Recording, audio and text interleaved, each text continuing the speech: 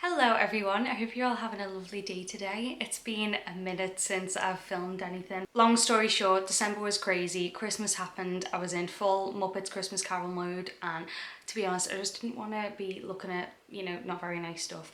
And then in the beginning of January another UK lockdown happened, so all my work's been messed around and I've become more busy than I would like. So yeah, this case is one of the ones that I found out and I was just like, this is the most mind-blowing, strange thing that I've ever looked into, and it is one that I've been saving for a while. I've been following this case for a while and there's stuff that I just found while I was researching that I'd never even heard before, so hopefully you will learn something new about this case. So yeah, I've got my cuppa, I've got my candle, and this is from a company called Enchanted Wicks, which is absolutely amazing. This is my third order from them and that is a lavender one, so I've got that on to like calm me down a bit. They're absolutely amazing. They're everything friendly that you can think of. This isn't sponsored in any way. I just feel like now more than ever is a really good time to be supporting small businesses. I know that these ship to the UK. I'm not sure if they ship anywhere else at the moment, but if you're watching this in the future, check the website, which I'll link in the description below, and maybe they will be by then. Claudine, or Dee Dee Blanchard, was a 48-year-old woman originally from Louisiana. She was absolutely lovely. She had a big personality. She was very kind, very caring, was always smiling. She had ribbons all in her hair and she was just really, really cute. Like, if you look at pictures of her, I just want to give her a big hug. She was very generous with her money. She treated everyone like family, and she didn't have a job because she was a full-time carer to her daughter, who was very sickly, called Gypsy Rose. Gypsy Rose was a teenager. She was really tiny. She was about 5 feet tall and she had a lot of problems. Dee Dee used to say it was easier to explain what Gypsy didn't have than what she did have because she had that many things wrong with her. Gypsy was in a wheelchair, she had muscular dystrophy, she had asthma, she had leukemia. They used to carry a oxygen tank around with them. She had a cannula, you know, the things that go into your nose. She was really pale, very, very frail looking. She had a big pair of glasses. She had lots of eye problems, lots of ear problems, just everything that you can imagine Gypsy pretty much had. Dee Dee and Gypsy were like mini celebrities. A lot of people knew about them and knew about their story. Luckily there's quite a few charities that'll help children with conditions like Gypsy's, and she was able to go to places like Orlando, Florida, to Disney World. She was able to stay at the Ronald McDonald House. She was able to get free flights to some of her treatments. Obviously this was great for Dee Dee because she wanted Gypsy to just have the best possible life that she could have, because Gypsy would unfortunately only live to be an old teenager. She wouldn't live any longer than that, the doctors had said. So it was really important to Gypsy and Dee Dee that they spent so much time together, and they were best friends. They'd go everywhere together, to Disney World and all the other trips. They'd also attend conventions like Comic-Con and similar things. Gypsy would often go to these conventions dressed as Disney princesses or Star Wars characters, and with the princesses especially, she got to wear her wigs, which she loved to wear because Gypsy didn't have any hair because of all the treatment. Dee Dee would always update people on their joint Facebook account, which was DJ Blanchard, and they'd put things like, you know, videos from Florida, like here's Gypsy having a lovely time thanks to the charities who helped, here's Gypsy doing this, oh she's feeling good today, today she's having an operation on this, here's a picture of her but she's still smiling. All things just to keep people updated on how Gypsy was getting on. Then on June the 14th of 2015, a very, very strange post went up on their Facebook page. I'll post a screenshot of it right here. Gypsy and Dee Dee were very family friendly. They were never, they would never say anything like this, and it was really, really strange for this to be on the page. So a lot of people just thought, oh, someone's hacked this page and, it's just a daft post. And people were commenting saying like, oh, this isn't you, or it sounds like you're watching a film, like she was reacting to something. But then a comment was added underneath, which I will post on the screen right now. The first comment, which was the actual update, did worry people because they were like, you don't often talk like this, what's gone on? But then the second one, people were terrified. This looked like it was specifically talking about Dee Dee and Gypsy, and they worried that someone had actually harmed them and had, taken to Facebook to tell everyone what they'd just done. And to be honest, if I was following a page like this and I saw an update like this, I would be like, this is just some little sado who's gone onto the page and gone, what's the most horrific thing I can think of? Obviously it's better to be safe than sorry, so the friends were all trying to figure out together what they should do next, whether any of them could get hold of them or whether they should just phone the police. People were asking if anyone had their address and could maybe go around to check on them, and a lot of neighbours who were also on the page were able to just, walk across the road and go and knock on the door, but there was no answer. One of these people was a lady called Kim Blanchard, and she wasn't actually a relative, she was just a friend who happened to have the same last name. But she saw it, she was following the story, and she was like, oh no, I know these people, I'm going to go round. Her and her husband David drove over after they couldn't get hold of them on the phone. But when they got there was already a crowd of neighbours around the door and, around the house, just waiting to see if anyone was in or if anyone was going to come home. And they were even more worried as they got to the house because they noticed that the car that they used to get everywhere, which had space for Gypsy's wheelchair, was still in the driveway, and they never really went anywhere without it. Kim called the police and they arrived within minutes, but unfortunately they weren't able to actually go into the house without a search warrant, and there was no sign of a break-in, so that didn't help either. The kitchen window they found was unlocked, so the police, although they couldn't go in, they gave one of the neighbours like the thumbs up to, go in. They were like, you're not breaking open anything, so if it's unlocked you can just go in and you can have a look around and see if anything is up or see if anyone's in there. David went inside and he didn't see anything wrong with the house. He said that the lights were off and the air conditioning was really, really high, but there was no sign of a struggle, nothing was broken, and it just looked normal. He said there was no one in there, that Gypsy's room looked normal, there was just lots of teddies about, and Dee Dee's room was fine, nothing wrong with it. It wasn't particularly tidy, any of the house, but her bed was unmade and that was it. Like, he couldn't really see anything else. What David did notice though was that Gypsy had, I think, 2 or 3 wheelchairs and they were all in the house, and this is someone who needs a chair. She couldn't walk without her chair.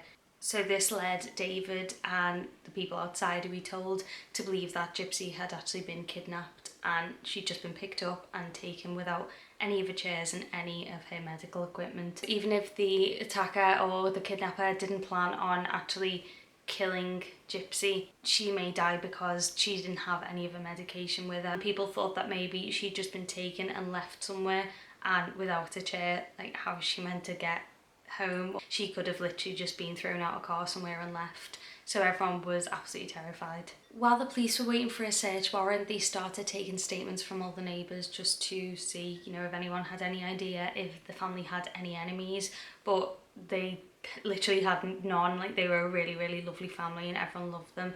They couldn't think of who would do this. Kim Blanchard was, sending all of the information back to everyone who was really concerned on Facebook. Kim was saying, this has happened, the police are here, we're just waiting for the warrant, but please remember that whoever wrote this can see everything that you're typing. So she was kind of trying to dial it back a bit, I think. There wasn't much that the neighbours could do at this point, so the neighbours started slowly going home. The police did want to speak to one girl though, which was Aaliyah Woodmansey, who was a neighbour of Gypsy and Dee Dee's, and she was said to probably be the closest person to Gypsy.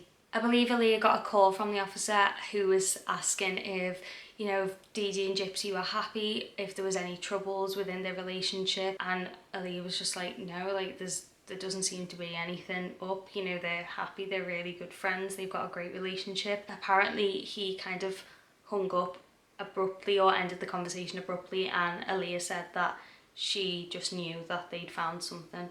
The search warrant was said to have not came through until about 10:45 that night, but I've also seen reports that said that they didn't get to enter the house until very early hours of the morning. The police went into the house with their guns drawn. Police then saw a trail of blood which was leading from the kitchen to the bedroom. Inside the bedroom, which was Dee Dee's, they found the body of Dee Dee Blanchard.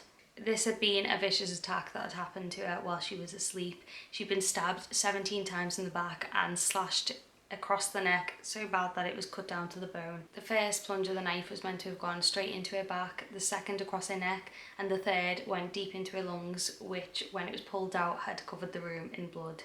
They found bloody wipes in the kitchen bin, but there was no murder weapon found at all anywhere. There was a missing person announcement for Gypsy more or less straight away because it was looking more and more likely like someone had came in, killed Dee Dee and kidnapped Gypsy. And with the condition that Gypsy was in, it was just not likely, as horrible as it is to say, that Gypsy would have survived. The neighbours were absolutely devastated. They loved Dee Dee and Gypsy so much. They started a GoFundMe for both Dee Dee and Gypsy's funerals because it, as I said, it just wasn't looking likely that Gypsy would still be alive.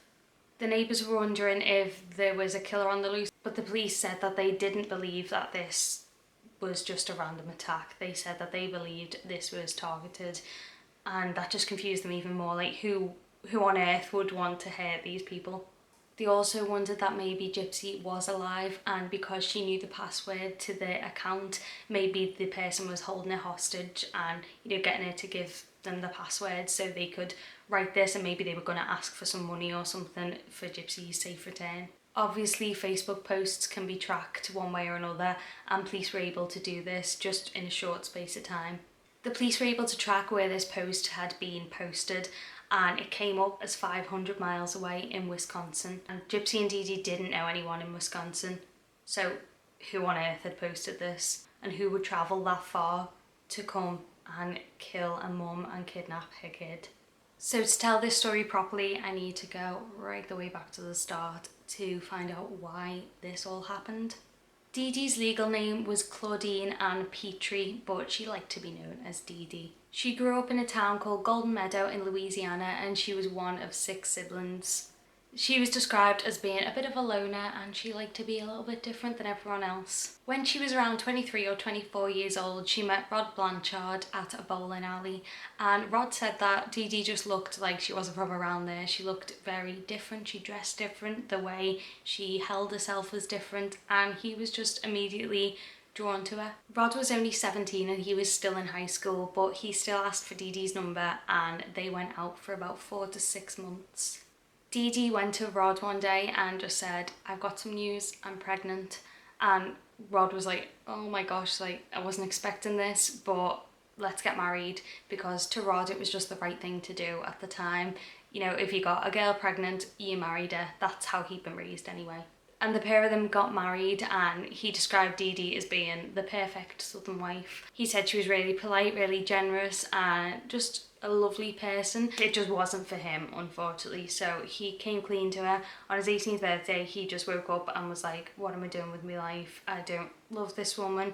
And he was never like a horrible person about it. He always said that he wanted to be there for her and there for their baby, but he just wasn't into having a relationship with her because he didn't feel that deeply for her.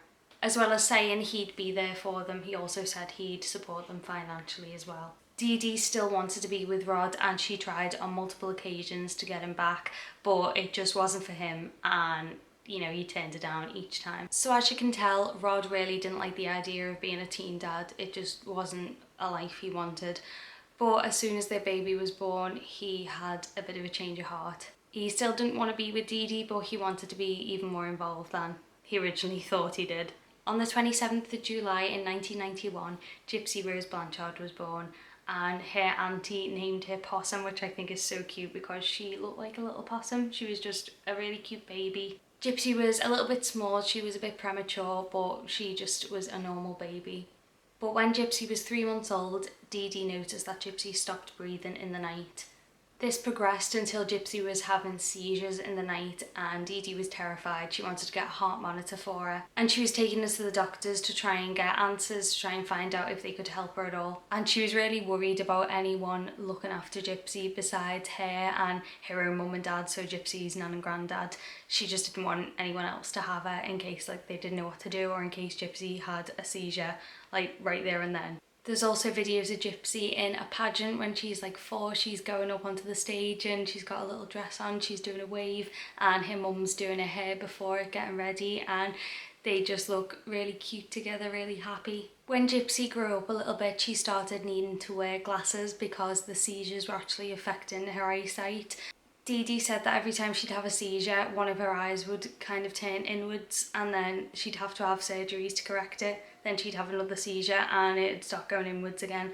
And it was just, you know, affecting her sight. And then also the seizures started affecting her mentally as well. She would start acting a lot younger than she was. Gypsy then started having hearing problems, so she had to have tubes put into her ears. She also started being homeschooled by her mum. I've seen that she got up to the 2nd grade, and I've also seen that she never went to school. When Gypsy was 7, she had a feeding tube put into her stomach, and I'm not sure if Gypsy could still eat like mushy food, because there's a video of her eating mashed potato in the Cinderella Castle in Florida. Gypsy's teeth were also starting to rot away and she was losing a lot of her teeth, so maybe that is also part of the reason why she had to have a feeding tube put in, because she couldn't chew anything herself. In 1997, Dee Dee's mum and Gypsy's grandmother passed away, so that was also a really sad time for them.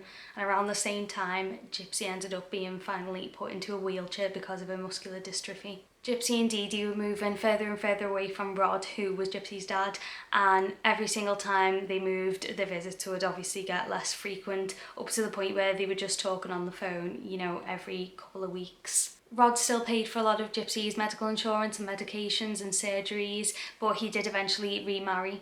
Rod had 2 more children, and him and his new wife Kirsty, their kids and Gypsy, like, they'd all go out together for the first kind of 10 years of Gypsy's life.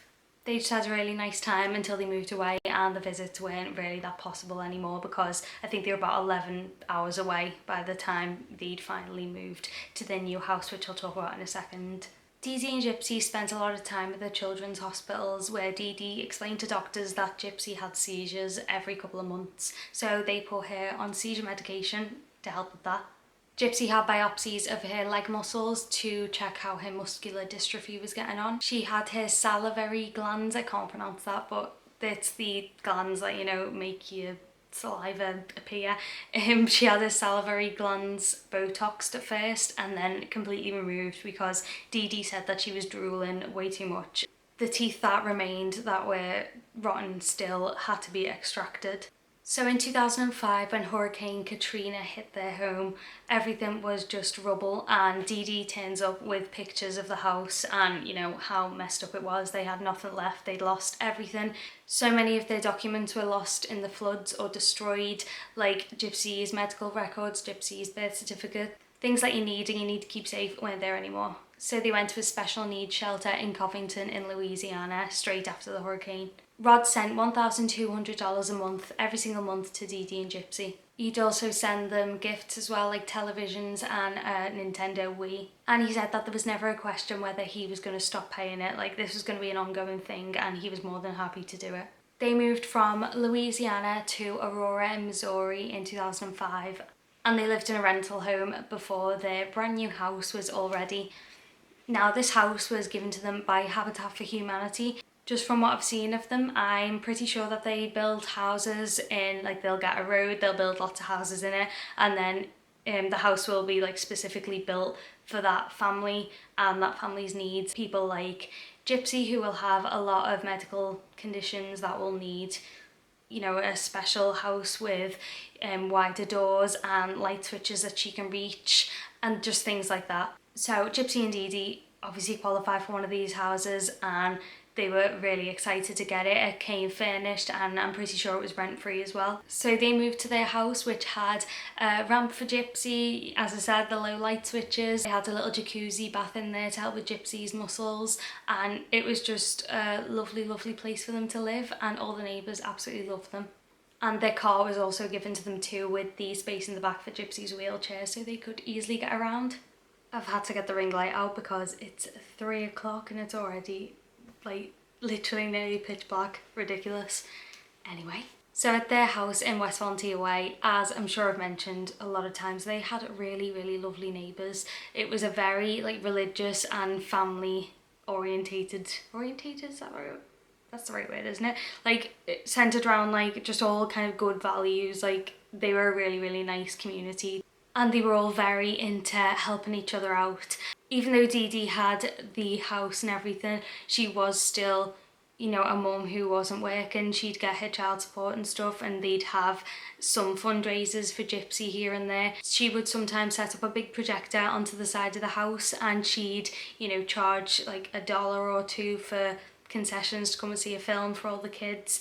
And Aaliyah actually spoke about this, and she said like she would never turn anyone away and be like, oh no, you can't come because you don't have the right money. It wasn't that, it was just kind of like anyone who could pay would. So she made lots of friends by doing things like this. They all helped each other out. Dee Dee would tell her friends her and Gypsy's life story, and that when she was younger and she lived in Louisiana, she had an abusive family there. She said that Gypsy's granddad actually burnt Gypsy with cigarettes, which was the last straw, and why she, you know, took her away from all that. She also said that there was an older family member who used to abuse Gypsy when she was in their care as well, so it just wasn't a very good family to be in. So she just got her and her child and just got them away from that situation, and all the neighbours just thought she was amazing to have escaped all of this. The neighbours knew that Gypsy and Dee Dee were people that they wanted to look out for and look after, which is why obviously they were so upset when they saw these Facebook posts.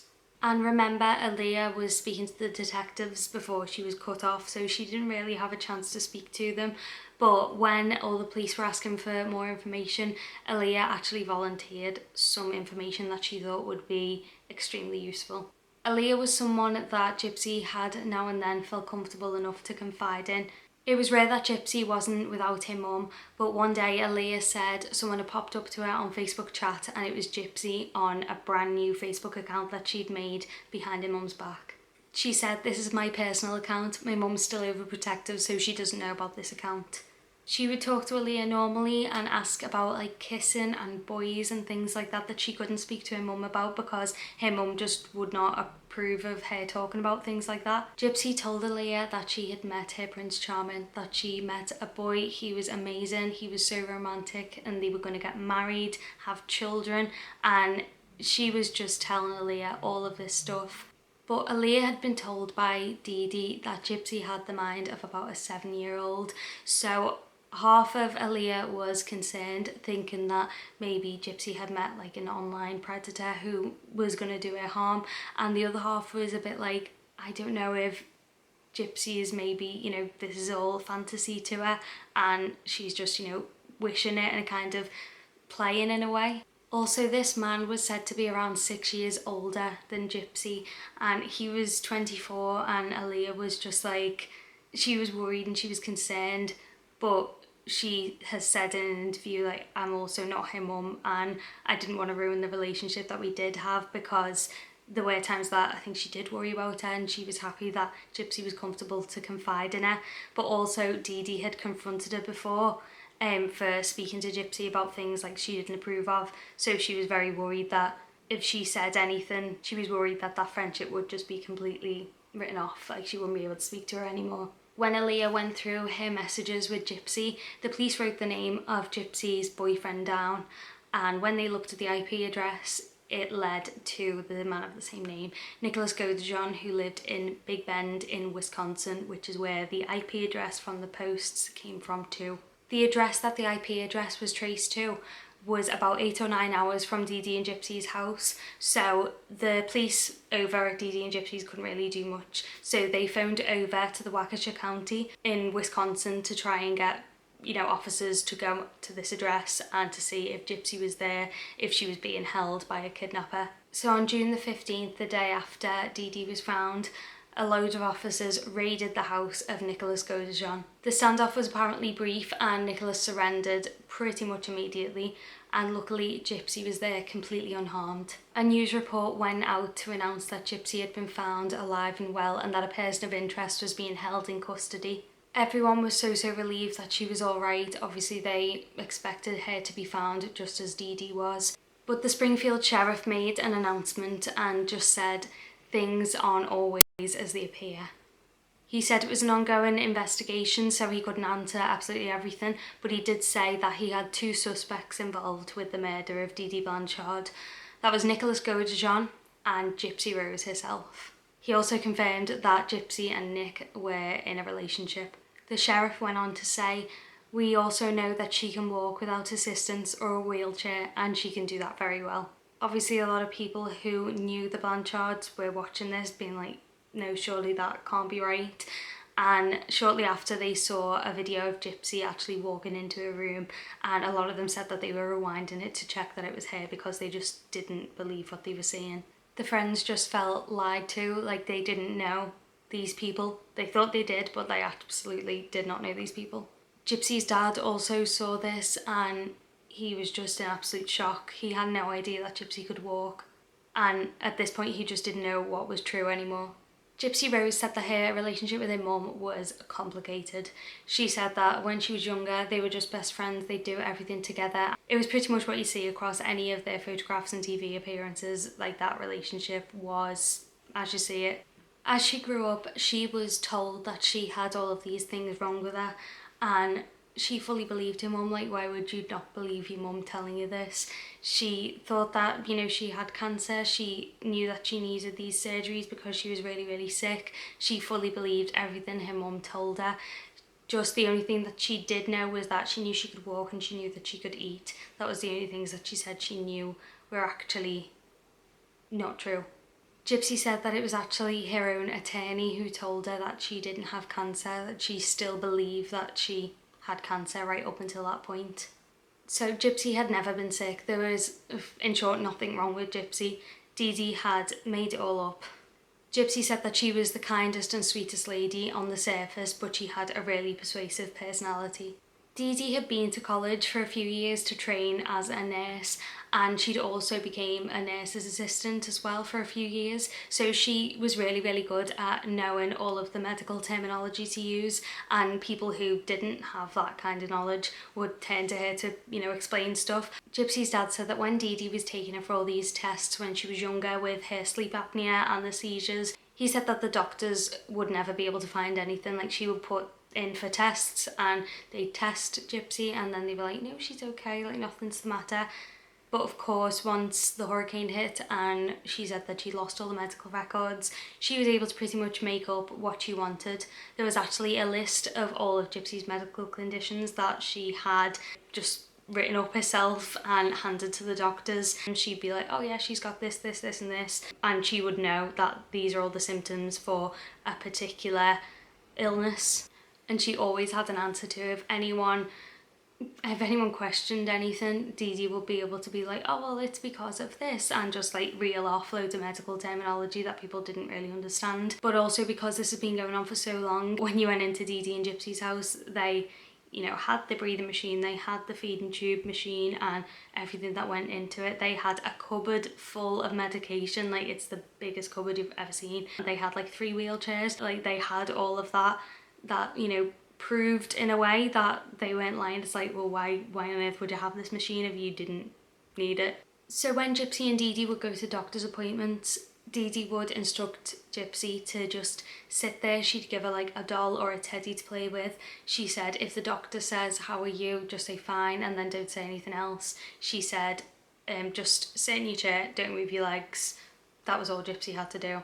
Dee Dee would say to the doctors that Gypsy had a lower mental age than what she actually was, so the doctors would never ask her. They'd never be like, oh, so how's your breathing, or how do your muscles feel today? Like, they'd never ask her for specifics. They'd say like, how are you? And she'd say fine, and then they'd be like, so Dee Dee, how has her breathing been? And Dee Dee would just answer for her. There was also times that if they were in public or if they were, you know, at these points and Gypsy did say something, Dee Dee would always have hold of her hand, and Gypsy said that she would squeeze it, and that just meant, you know, shush, don't say any more. And you can see this in a lot of interviews, which is scary to look back on now. Gypsy also said that Dee Dee would go into the room with the intention of getting a certain thing prescribed. So if the doctor kind of questioned it or was like, no, I'm not giving her that, I can't find any evidence that she has it, she would just switch doctors. People believe that Dee Dee had a mental illness called Munchausen Syndrome by proxy. So Munchausen Syndrome is when you pretend you're sick to get attention. Munchausen Syndrome by proxy is when you make someone else sick, and it usually happens with mums to children. It can happen with dads too or other carers, but the most common one is mums to kids. She also had malingering by proxy, which is when you do it for money. Like, you do it to get goods or money for yourself, which is Dee Dee did both of these. She did it for attention and she did it for money too, because she got all the free trips, she got money all the time from donations and people wanting to support the family. Dee Dee was seen as being this hero who was looking after a sick kid, and she got it for so long. A lot of people don't think that Munchausen syndrome by proxy is a mental illness. They just think that it is child abuse. I don't know enough about it, so I can't comment, but a lot of experts say, you know, no, that's dressed up. It's dressed up as a mental illness. That is, first and foremost, just child abuse. So many people say, why didn't Gypsy just tell someone, or why didn't she just, you know, stand up in a doctor's office and prove that her mum was lying? But at first it was a gradual thing, and this is all coming from Gypsy, but at first she said she was told to get in a wheelchair because her muscular dystrophy was bad and it would get worse. Like, she would get up in the house and her mum would be like, oh, use your walker or use your chair, and sometimes she'd forget and stand up and walk, and her mum would be like, no, go to your chair. But she actually did stand up in a doctor's office once. Gypsy and Dee Dee saw a doctor called Dr. Flasterstein. Again, hope I'm not butchering that name. And he got Gypsy to stand up. He said that she was able to take her weight, and he said to my mum, there's no reason that she can take her weight on her legs but she can't walk. Because Dee Dee's whole thing was that apparently Gypsy was paralysed from the waist down. And Dee Dee apparently just flipped and was like, no, you've got it wrong. We're not coming back to see you. We're going to go and see another doctor because you're not taking this seriously, blah, blah, blah. And then left and never saw him again. So in his notes, this doctor writes that the mother is not a good historian, and he writes that he suspects Munchausen syndrome by proxy. If doctors ever suspect that a child is being abused, they're meant to call Child Protection Services, and this doctor didn't. Now, I've listened to a few things that say there's meant to be people who like go through notes, and they're the people who should call it. Like, it's kind of like the doctor reports it and then these people take it further, but either way, he didn't follow up on it, so nothing was said. In autumn of 2009, someone did call Child Protection Services though, and someone came around for a wellness check. Now, the doctor who wrote about the suspected Munchausen's, he says that this wasn't him, and I don't think anyone knows to this day who it was, but someone went round to check on Dee Dee and Gypsy to make sure that nothing was wrong.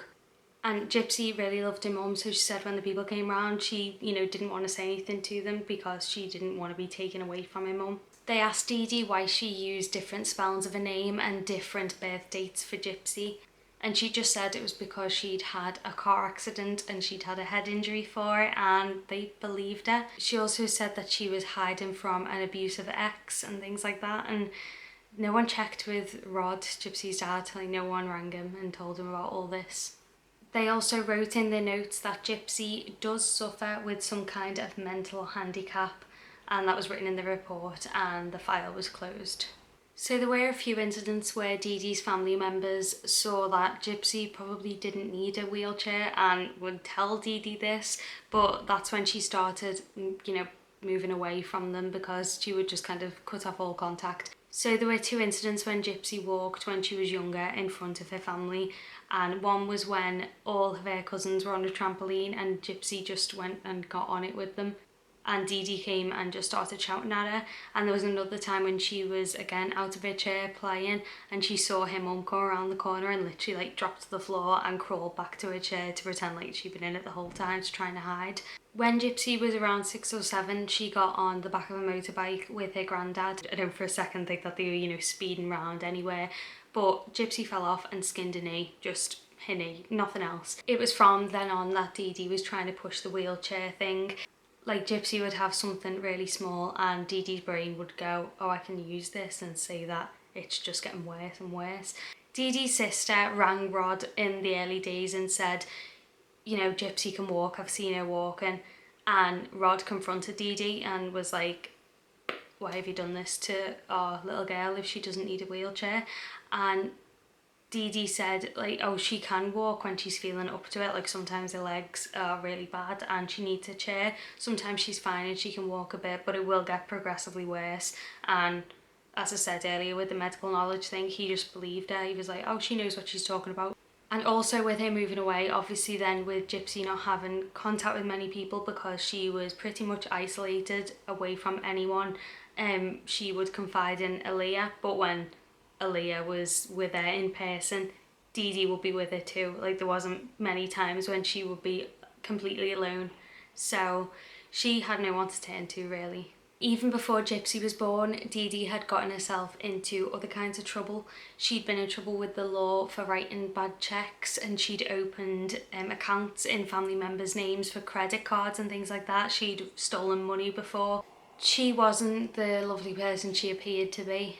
When Dee Dee was born, her mum said that she had a heart murmur, and she'd often keep her like away from the other kids. The kids would be playing outside, but Dee Dee couldn't because, you know, she had a bad chest, or she just needed to stay in, or she'd overheat. And Dee Dee was the youngest, and they think that her mum was like smothering her because she didn't want her last child to grow up and, you know, be away from her. When she was younger as well, Dee Dee didn't have to help with any chores if she didn't want to around the house. Like, all of her siblings would be, you know, mucking in and getting everywhere nice, and if Dee Dee was like, oh no, it'd be like, well, that's fine because she's got a heart murmur, or she's got this, or she's got that. So she was already getting special treatment from her mum. She also slept in her mum's bed when all of the other kids slept in their own beds in their own rooms. Her brother said that Dee Dee got to go to college and she got a car, whereas all the other kids, if you wanted something, you had to go out and get it yourself, whereas she was just given things by her mum and dad. And Dee Dee was into pageants too. She was a pageant girl. She absolutely loved the attention. And when her mum passed away, she took it really hard. So they thought that now that the mum was gone and she wasn't in pageants anymore, that she just needed a new way to get attention. And she found that new way in pretending that Gypsy was sick. Dee Dee's mum was allegedly also a shoplifter and had also stolen money before too. The family are a little bit concerned now that they know what they do about Dee Dee. When Dee Dee's mum passed away, Dee Dee was looking after her, and some family members said that they were sure that Dee Dee was denying her food and basically starving her to death, which is horrible to think about. And Dee Dee was also said to have put poison in her stepmom's food, and that left her bedridden, and they didn't think that she was going to make it, and they found out that it was Dee Dee who was poisoning her. There was a big confrontation, and that's when she moved away, but she told everyone that it was an abusive family, etc. Sorry if this is all a little bit all over the place. There's so much back and forth and loads of information to get in. But something else I found out that I'd never heard before was that Rod and his new wife had a son, and that son visited now and then, and you know, whenever they could, whenever they were allowed. Dee Dee had told people that she had a son who'd passed away, and then when Rod went to the house, everyone was saying that they were sorry, and he was like, what for? And they were like, for your son who's passed away. And they were like, what son? He said, Dee Dee's son. She was like, he's like, no, I didn't have a son with Dee Dee. Gypsy's our child. He showed them a picture of his son and was like, was this him? And they were like, yeah, Dee Dee said he passed away. It's like, nope, he's alive and well, he's our son. And he just hadn't been round, and yeah, Dee Dee had said that he'd died, which is terrifying. They also found a blank prescription pad in Dee Dee's house, which obviously if you're not a doctor you really shouldn't have. So she'd stolen that from a doctor's office or a hospital, and she was just writing up her own prescriptions, or, you know, Gypsy's own prescriptions. Rod would also call up on Gypsy's birthday, or, you know, leading up to Christmas, leading up to her birthday, and say, what would you like? And Gypsy would always say, nothing but love. And then the next day, Dee Dee would be ringing back being like, oh, Gypsy's changed her mind. She said that she would like this and would like this and would like this.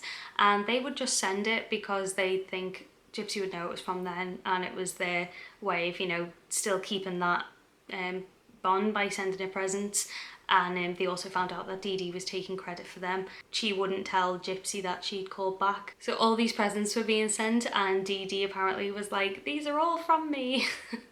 It was just absolutely ridiculous. Gypsy didn't think that there was anyone that she could turn to with her mum. She asked if she could get rid of the feeding tube because she knew she didn't need it, and her mum said no. And she also asked if she could go for physiotherapy for her legs, and, you know, to help her walk a bit better, because even though she could walk, she wasn't used to it. It's not like she was walking miles every day, so I think she maybe was a little bit weaker on that side. So she was like, can you just help me walk better? And her mum said no. Gypsy also found a medical card which had her birth date of being 1991 on there, and Gypsy was told that she was born in 1995. Dee Dee had multiple medical cards and birth certificates that she could use for Gypsy because she wanted to keep her as young as she could for as long as she could. Sometimes they'd say that Gypsy was 12, sometimes they'd say that she was 15, and Gypsy honestly thought that she was 4 years younger than she actually was. Gypsy's dad also rang to wish her a happy birthday on her 18th, and Dee Dee said, "Oh, don't tell her that she's 18, like she doesn't know she's 18, I don't want to scare her, she still thinks she's 14. And Rod was like, "Why would she not know she was 18? And Dee Dee was like, "Oh, you'll just upset her, like it's too much for her to handle." So Rod was like, okay, and just didn't mention her age through the conversation. So in 2011, when Gypsy thought that she was 15 but was actually 19, she found these cards and she'd started really having enough of her mum's crap basically. So she took the card that made her older, like the ID card with her actual birth date on, 1991, and she decided to run away from home. Gypsy was in contact with a man that she'd met at VisionCon, which was a sci-fi convention, and he'd invited her to go and live with him in Arkansas because she told him everything that was going on at home and she was trying to get away from him more. She got a lift from a stranger and went to where the man was. I've heard that it was a house, I've heard that it was a hotel room. I've also heard that it was a hospital, that she'd gone to a hospital to visit a man that she'd been speaking to that had been beat up. And I don't know if that's a separate occasion. A lot of these stories kind of bleed into each other and some information is put in one story and some is in another, but I'm just putting that out there. She was this man's house or hotel room. The man is staying with friends who know Dee Dee and they believe that Gypsy is 15, so they're like, "Whoa, what are you doing coming to meet like a 30-year-old man?" They ring Dee Dee and Dee Dee apparently turns up with a hammer and is very threatening and comes also with Gypsy's fake birth certificate or medical card saying like, "Look, she's 15, she's a minor, get away from my daughter, what are you doing?" And this man's mortified and Dee Dee makes Gypsy apologise to everyone who's there for, you know, the inconvenience or whatever, and she takes her home and threatens to smash up her fingers if she does it again, and actually smashes up her computer. After this, Dee Dee chained Gypsy to a bed for 2 weeks. She put bells on the doors and tainted the windows so she just, no one could see in. She would be heard if she tried to escape again and she would just unlock it for her to go to the bathroom. Gypsy said that her mum would hit her with coat hangers, deny her food, swear at her, just abuse her constantly, and she was done with it. Her mum also had papers written up by a lawyer to say that Gypsy was mentally incompetent, so that anything she said basically was going to be written off because she didn't know what she was talking about, and Dee Dee was the one to listen to. She was her carer, she was her mum, she knew what was best for Gypsy. Gypsy was 19 at this point, she was mature and she was getting older and she really wanted a boyfriend, which was a big no-no from Dee Dee. This light's making me look horrendous, but we're gonna go with it. Story's the important part, not what I look like. There's probably gonna be pictures of me the majority of the time anyway. Gypsy carried on using the internet in secret when her mum went to bed on her mum's computer. And in October of 2012, she met a man called Nicholas Godejohn. She said she thought he looked really cute, so she messaged him and he messaged her back. I'm just gonna call him Nick from now on because it's easier. Nick was from Big Bend in Wisconsin and he had been diagnosed with Asperger's, which is a form of autism. According to his mum, the doctor said that he would always have the mind of around a 15 or 16-year-old. Nick said himself that he isn't autistic, he just processes things slower than other people. But 2 psychologists did examine him and diagnosed him with autism spectrum disorder. So he does have autism. This is to my knowledge at the moment of putting all this together.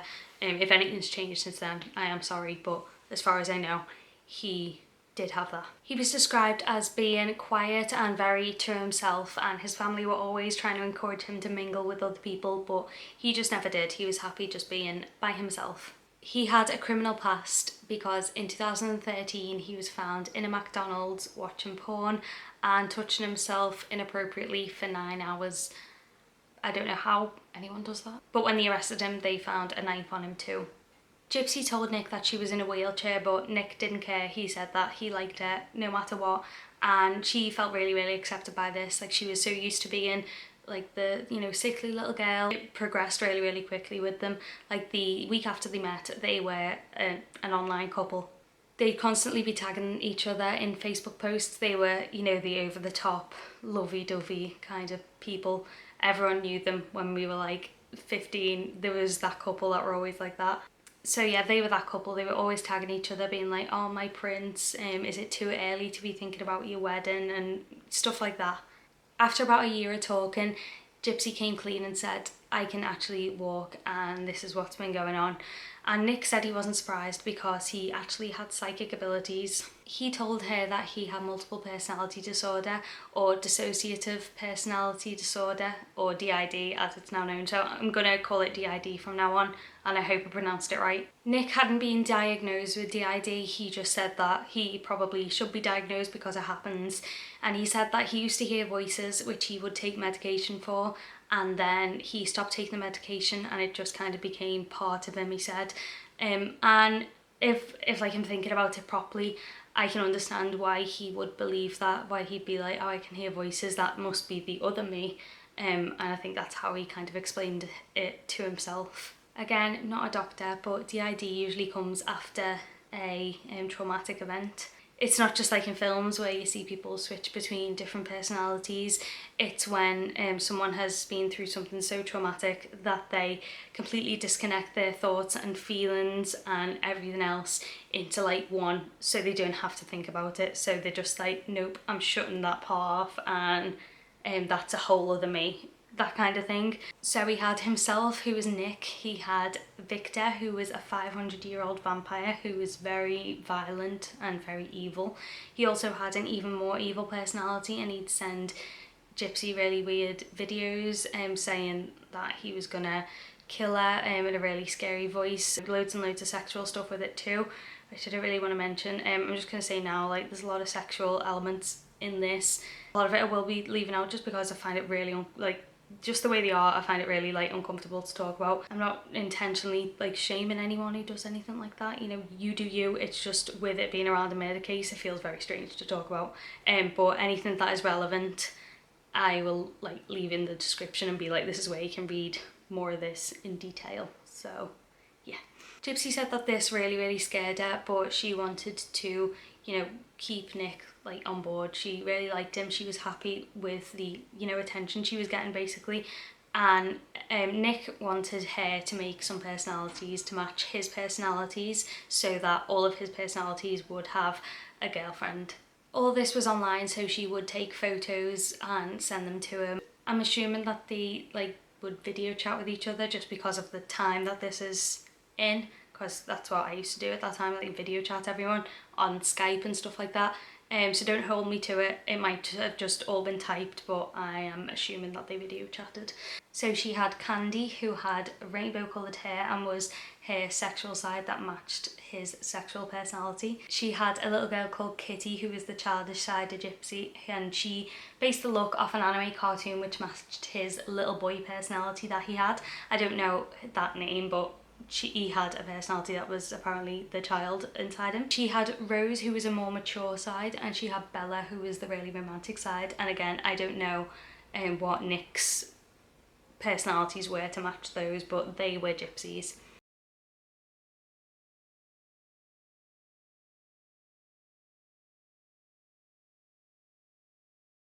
I was looking at the psychology behind all of this, and I found it really interesting that Nick, because he didn't actually have DID, again, I don't know if this has changed since you know, all the things I've read, I don't know if it's changed, so disclaimer, if it has changed, I'm sorry if, you know, he has got it in the end, but just from looking at psychologists analyse it, they said that it's because he felt too embarrassed to have this kind of like dominant side to him, so he would create a whole new personality. So it wasn't like, oh, I'm asking you to do this, it was, oh, Victor's asking you to do this, because he wouldn't dream about ever speaking like that himself. or he'd just find it straight up embarrassing.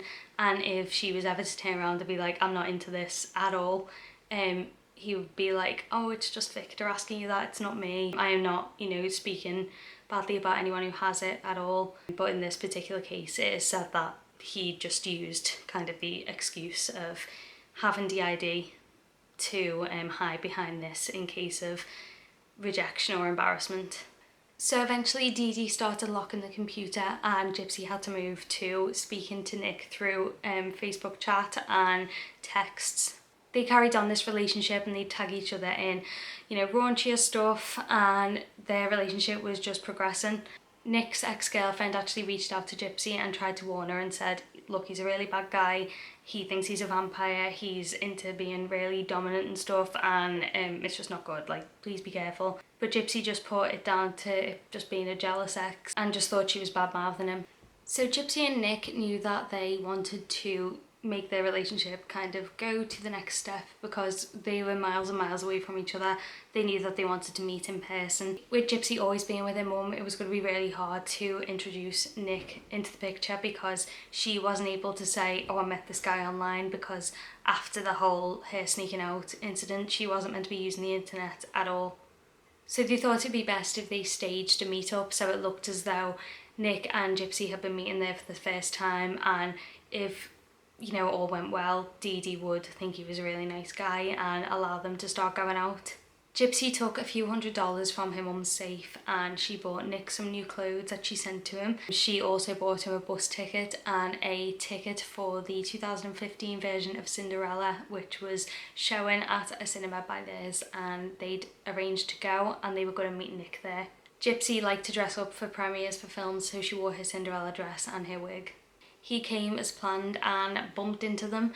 He started off a conversation with Dee Dee trying to kind of get round her, and it didn't go as planned whatsoever.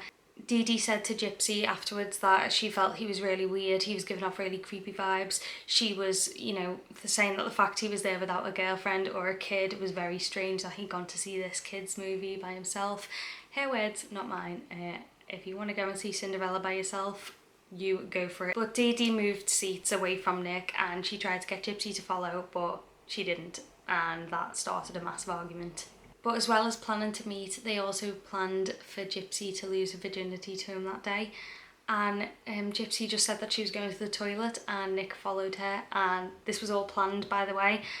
And yeah, she lost her virginity in the toilets of the cinema while her mum was like in the next room. I don't know how they got away with this, but apparently eventually Dee Dee came out, you know, wondering where they were, and by that time they were back out by like the popcorn and the drinks, and she was in lots of trouble for spending too much time with this man that they didn't know. And yeah, it just all went to shambles basically. Gypsy said that she started arguing with her mum, saying, you know, he's not doing anything wrong, why can't I have friends? And her mum took her into the bathroom and started arguing with her even more and then slapped her. There was another argument that again lasted weeks, and Gypsy was just done now. She was like, no, I want to get out of this situation.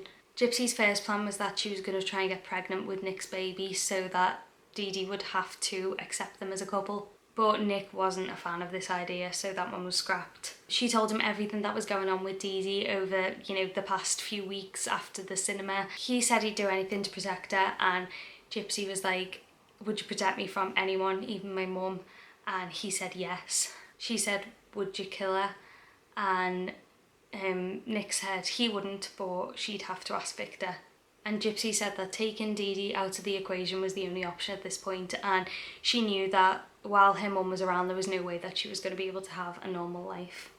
They didn't think that they'd ever get caught, and she just thought she'd be able to run away and have a normal life and have kids and marry Nick. And Gypsy started stealing baby clothes from Walmart and stuff like that. They started looking at ways to kill Dee Dee. They first looked at poison, but it wasn't easy to find a tasteless and colourless poison. Then they looked at arson, and they were going to say that a candle had fallen in the bedroom and stage a fire of the house. Then they were going to get a gun, but neither of them knew where to get one, and they also realised that it was going to be loud and neighbours might hear. They were going to stage Dee Dee's suicide, but then Nick decided that if Victor was going to do it, he would choose the method, and he chose to do it with a knife. Gypsy eventually stole a hunting knife from Walmart, and that was going to be the knife that they would use. Even though I think the actual plan came together after March of 2015 when Cinderella had came out and the whole cinema thing had happened, there'd been talk of Dee Dee being killed a whole year before this, so it had been mentioned, but I don't think it was like actually a plan until March. It was still awful, but just to let you know, this had been spoken about for a while. On June the 10th in 2015, Nick travelled from his home in Wisconsin all the way down to Springfield, and he checked into a motel. Gypsy and her mum had been to the grocery store that day. They'd come in, they'd painted each other's nails, and they'd been arguing again over the past few weeks, but everything was starting to calm down a bit. They'd been talking about their argument, and Gypsy had said to her mum as her mum was going to sleep that she was going to be good from now on. And Dee Dee said, "I'm starting to feel more relaxed, don't hurt me." And that was the last thing that she would say to Gypsy. The plan that Nick and Gypsy had was that once Dee Dee was asleep, he would come to the house, Gypsy would meet him at the door and pass him gloves, the knife and some duct tape. Then he would come in and kill Dee Dee while Gypsy went into the bathroom and stayed there. Nick said he had two thoughts at this time. One was take her and run. The other one was, that bitch is dead, she's not going to come between me and her. So I'm going to put the texts from that night up because they explain everything that happened more than I really can. The him that they're both referring to is Victor.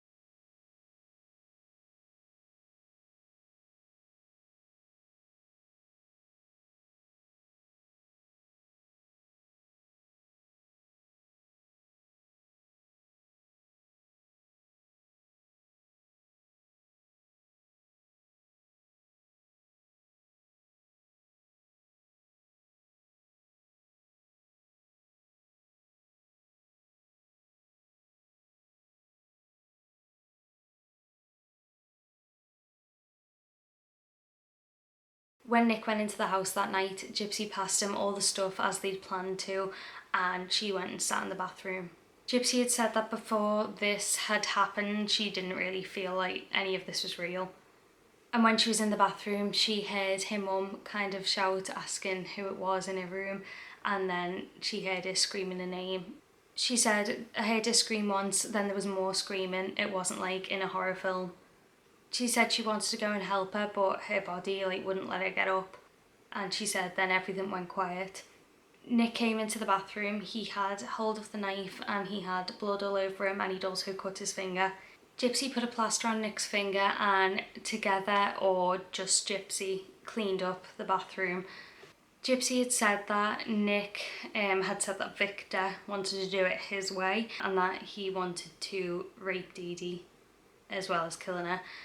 And Gypsy was like, absolutely not, but if you have to do that to someone, do it to me. So after the murder, they had sex on Gypsy's bed. Gypsy says that it wasn't consensual, but Nick says that it was. And she also said that she doesn't know if her mum was dead at this point when this happened. They took a pouch of money from Dee Dee's bedroom, which was all the child support from Gypsy's dad, and then they packed some things, called a cab and headed to the motel. There's a video of them at the motel like laughing and filming each other, and this is like hours or at most like the next day from when Dee Dee was killed. A lot of people questioned Gypsy about this, like, why were you sending all of those texts? Like, you seemed fine with it, you let this happen. When Gypsy talks about it, she says, oh, you know, he ordered me to clean this up and then ordered me to pack this. I can see why people are confused by that, because she's sending all these texts being fine with it, and then, you know, she's in the tape which turns into like a sex tape afterwards, and she's giggling, and she just says that she was high. Basically, she says that she took loads of stuff to try and drown out what had just happened, and she felt high because she was on that much stuff trying to drown out, and she said she just felt numb. So detectives spoke to a lady called Janice, who was the cab driver who took them from the motel to the bus station. She said Gypsy and Nick said that they were brother and sister travelling together, but then mentioned that they were on separate buses and they needed to get on the same bus, and that raised suspicions for this woman. She was like, why would they not be on the same bus already? And they also acted like a couple, so she knew that it wasn't the truth. And she'd seen Gypsy walking and pulling her own suitcase, and she was the one with the money, and the taxi driver said that she felt Gypsy was the one in control of the situation. When they got to the bus station, they went back to Nick's house in Wisconsin, where Gypsy was picked up with Nick at the station by Nick's mum, and Nick's mum was asking how her mum was, because Nick's mum had been told that her mum had kicked her out after an argument, and that's why she had to go and live with them. Nick's mum said that they acted completely normal, like nothing was wrong. When Gypsy was there for the next couple of days, she said that she started feeling really sorry and sad for what she'd done, so she wanted her mum's body to be found. And it was actually Gypsy who wrote those Facebook posts, because they were trying to think of the most scary thing that they could write that would shock all of their friends into wondering where they were. And Gypsy said that she wanted her mum to get a proper burial. The day after the posts were posted was when the police took them in. They were both held in separate interview rooms and interviewed. These full interviews can be found online. I'm going to link them below. If you're into this case, it's definitely worth a watch, and it's extremely strange to watch them as well. It's so strange, so weird. Gypsy and Nick had also mailed the murder weapon to Nick's mum's, because Gypsy had never been on a bus before, so she thought that there might be metal detectors like in an airport, so they decided to mail the knife to his house so they wouldn't be caught with it on them. So in these interviews, Gypsy is, she's like playing with the toy, and she's sat on the couch, and she's speaking to, like, there's a man outside the door who isn't the person interviewing her, it's just like a security guard or someone. It's really strange because she's speaking to him about Orlando and Harry Potter world. That's really weird to hear it just talking so normally about all that. It took a while to get the detectives there because they were about an 8 or 9 hour journey away, but when they do arrive, they start speaking to Gypsy and they say, you know, oh, your mum's dead, and Gypsy like fakes not knowing. Anyone's seen a Disney film in your life, it's a very cartoon version of finding out someone's passed away, and it's really strange to watch. Like, you can just tell she's grown up watching cartoons. So she's been interviewed. She says that she had no idea that Nick was gonna murder her mum. She had no part in it, nothing to do with it, and she's saying, you know, oh, you don't know how he is, he's so frightening, and he made me do this and he made me do this. I don't think she knew that they would be able to pull all the texts up.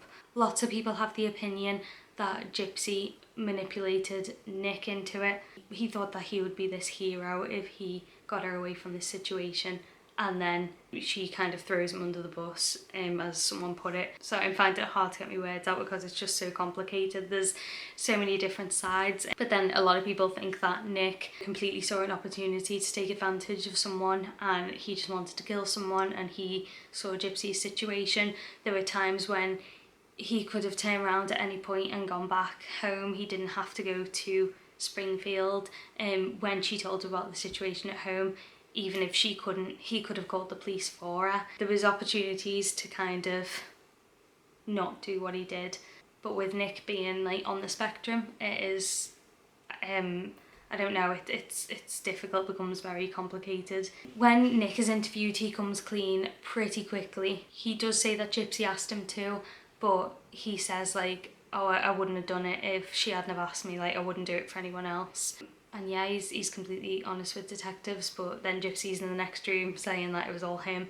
Gypsy's trial was on July the 5th in 2016. They could have gone for the death penalty, but because of all the abuse that Gypsy had gone through, they decided not to do that. Her lawyer was able to arrange for a plea deal for her, so she pled guilty to second-degree murder. She was given 10 years in prison for Dee Dee's murder. She'll be eligible for parole in 2024 when she's 32 years old, but she's also speaking to the parole board at the end of this year in 2021 to see if she can be released early. Nick's trial was in November 2018 and it only went on for 4 days, and he was found guilty of first-degree murder. His confession wasn't enough to sentence him, but obviously his DNA was all over the house and they knew that he'd done it. Gypsy actually testified at Nick's trial saying that the original plan was her idea, like she was the one who started all of this. And as I said before, Nick could have called the police at any time and tried to get Gypsy out of the situation that way, but they argued that, you know, he wanted to make something out of it, he wanted to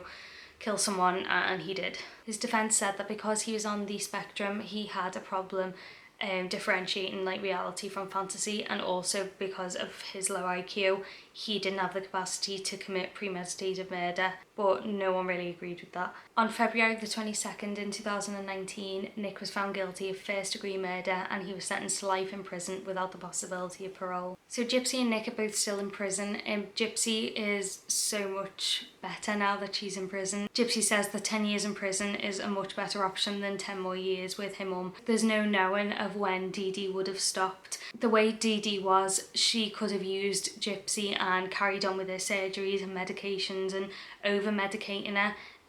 I should have said earlier as well, with her feeding tube, she was able to just put whatever she wanted into that feeding tube and into Gypsy's body. She didn't even have to be awake, so she could have easily put something horrible into her feeding tube, killed her, and then lived off the attention from having a daughter who had passed away. I don't think it's unfair to say that Dee Dee may have actually killed her in the end. Gypsy's got a really good relationship with her dad now. He comes to visit her every few months, and while he doesn't support what she did, he fully understands that she was failed by a lot of people, and he's kind of excited for when she gets out and he wants to have a proper relationship with her. He really blames himself, but Gypsy said she doesn't blame him at all. Gypsy got a boyfriend while she was in prison and they got engaged. It was apparently someone who'd watched the documentary and felt really sorry for her. Nick found out about this and apparently wrote to Gypsy and said that he still loved her and still wanted to be the one to marry her, and he would give her a month to choose between him or this new guy. And she said that she actually considered like writing back to him, but then she didn't in the end. She just ignored the letter. And they haven't been in contact with each other since they were arrested. Nick said back in 2018 that he still loves Gypsy, he loves her unconditionally, and Gypsy said like something like he feels what he feels, but I don't love him anymore. I know the difference between love and infatuation because I've grown and matured. So that is the case. I know it was a little bit all over the place. I tried to structure it as best as I could. There is just so much information, so much back and forward, and there's a certain way you have to tell it. Oh, it was a roller coaster. I think I've been filming for about 7 hours. That is crazy. And this video is probably going to be like 20 minutes long in the end. There's a lot of sides on this story, and although I think the majority of people whose opinions I've seen side with Gypsy, there's still many people who are a bit unsure about her side of things because Dee Dee isn't with us anymore, and all we've got to go off is Gypsy's side of the story. I know that these people aren't denying in any way that Dee Dee was faking Gypsy's illnesses and things like that, but from what I've seen, they feel that maybe things may have been exaggerated, or that she was a lot more up for the murder than she said in the end, saying that, you know, Nick was making her do things, because the texts show a whole different side to Gypsy and the photos, etc. There's the whole side of her not knowing you know, how a relationship actually really works, and as she said, she was taking lots of medication. There's just a lot of buts in it. It's always like, oh, this person did this, but it's one of those cases where no one is 100% innocent in this. Like, I think that's more than fair to say. Yeah, I just really don't know what to say. There's just too much in this case to be able to happily be fully on one side of the fence. So yeah, please be respectful in the comments, but do let me know your opinion. There'll probably be people who have different opinions to you, but just please be nice to each other. I honestly can't even word an opinion right now. It's too crazy. Thank you so much for watching. Please follow me on Instagram, and I'm not sure about Twitter anymore. I don't know whether I'm going to deactivate it. I haven't made up my mind, but follow me on Twitter and Instagram for now anyway. And yeah, there definitely won't be as much of a gap between cases. Thanks for being patient with me. Please like and subscribe if you can, because that really helps me and it shows YouTube that people are actually liking my videos. Thanks so much again, and I will see you in my next one.